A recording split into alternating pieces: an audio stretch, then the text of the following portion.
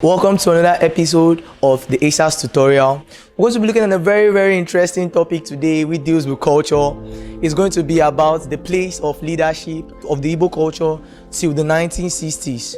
Yes, the Igbo actually had the way they functioned, they led, and they did the distribution of power even before the coming of the colonial master and even after the colonial masters down to the independence. The Igbo system of governance or system of leadership was said to be diffused and separated, unlike the Hausa/Fulani system, which was highly centralized by Usman Dan Fodio. Just a food for thought. It can also be said that in some certain places it was actually centralized, but it was not unified and recognized as a particular system of governance.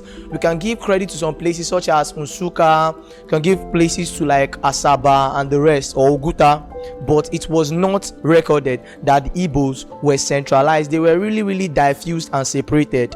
We had a lot of errors that actually clicked and showed that the Igbos were leading before and after the coming of colonial masters. They had their mode of leaderships pre-colonially, colonially, and even after the colonial masters before the independence. We're going to be looking some clarification of concepts like the concept of leadership. Yes, the concept of leadership in the Igbo's culture was very diverse but very unique, because the concept of leadership actually entails power not only to one man but to the whole community, giving them the chance to lead even when they were not placed in the place of power. The leader at that particular time, if centralized, to be given the mark of leadership, which is the ofo. Yeah, a lot of people have heard that word, but you don't know what it actually means. Food for thought. The ofo is a symbol of power being vested to the highest person given the rank of power at that particular time. We can also look the attribute of leadership as person that actually gets that leadership through appointment or through genetics, which can be from your father. We watch a lot of that in Nigerian movies at least. Then we'll be looking at the concept of traditional groups. Yes, the Igbo people functioned traditionally with groups such as the Ozo title holders, the spiritual society, the secret society, and even the age grades. All the society were meant to checkmate their moralities, checkmate their traditions, and checkmate their lifestyle they live in the village.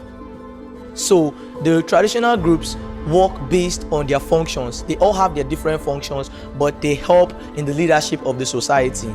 Now we're going to be looking at the pre-colonial administration of the Igbo leadership before the coming of the colonial masters. The pre-colonial administration was all about settlement of disputes. Yes, the Igbo people actually had a lot of disputes at that particular time, and they had someone to settle their dispute. If it was a dispute between an individual in the village, it would be settled by the village itself. But if it was an issue between two villages, we'll be seeing them settling the issues with someone like a third party, which is going to be called the opera, which is the highest or the oldest child of the land, and any verdict given by the opera is going to be highly accepted. But in the case of where there is no settlement from the opera, the Igbo people sought to look into spiritual activities such as giving the chief priest the ability to meet up with the deity and commune with it and give any final verdict of what the deity actually says. I know it's a little bit crazy, but that's what they actually did. Now we talk about the coming of the colonial masters. The coming of the colonial master changed a lot of things for the Igbo leadership and the Igbo administration, but it didn't take away the power from them, which gives to the concept of indirect rule. I know we had a lot of that during our government class in the secondary school. Indirect rule was adopted by the colonial masters in order for them to lead while they were not leading. So they appointed the Igbo rulers to become warrant chiefs, in order for them to relay the message of the government to the other people that were below them. So not taking the power from them, but giving it to them, not fully, but partially.